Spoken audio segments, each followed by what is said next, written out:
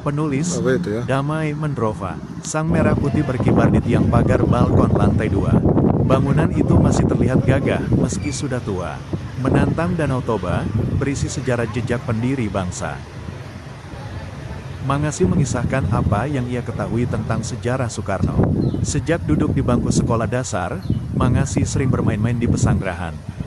Namun sayangnya, tak begitu banyak kisah yang diceritakan sang kakek kepadanya tentang Soekarno. Termasuk soal kisah yang menyebut cara Soekarno yang memanfaatkan tulang ayam dan sayur, kangkung, sebagai media berkomunikasi dengan para pejuang kemerdekaan di Parapat. Bukan cerita langsung dari Opung, karena mereka ada bertiga sebagai pegawai di masa itu.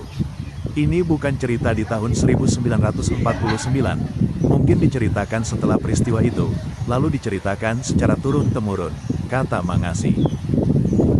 Pindah ke Parapat pada tanggal 4 Januari tahun 1949. Dan di rumah inilah Soekarno ditempatkan selama 2 bulan bersama kedua tokoh. Selama 2 bulan aktivitas Soekarno, Sultan Sejahrir dan Kiai Haji Agus Salim dikawal ketat oleh tentara Belanda. Tetapi setelah 1 bulan, disitulah baru bisa berkomunikasi dengan gerilyawan Indonesia dengan 3 pelayan, pungkas Izam. Tulang ayam dan sayur kangkung menjadi media berkomunikasi. 3 pelayan yang dipekerjakan di rumah di mana Soekarno, Sultan Sejahrir dan Kiai Haji Agus Salim diasingkan di Parapat, yakni Ludin Tindaon, Buka Sinaga dan Hayat. Ludin Tindaon bertugas di dalam rumah, di luar rumah ada Buka Sinaga dan Hayat sebagai juru masak. Izam yang mulai bertugas sejak 2013 di pesanggerahan itu menyebut, dari ketiga orang pekerja tersebutlah Soekarno akhirnya berhasil berkomunikasi dengan para gerilyawan.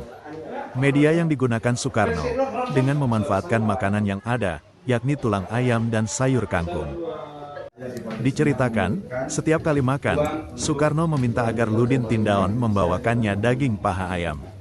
Selesai makan, sisa tulang ayam itu dibersihkan dan dikeringkan.